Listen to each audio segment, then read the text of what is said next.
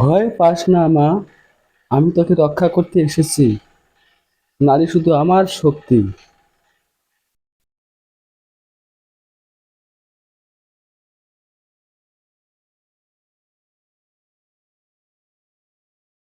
এই নারী আমার মেয়ে।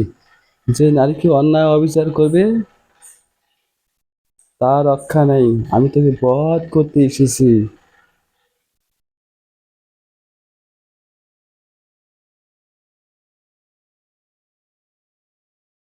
এই নারী আমার শক্তি।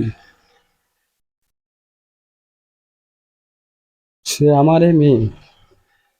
যখনই নারীকে অবিচার অন্যায় করা হবে তখনই মহাকালী জাগ্রত হবে।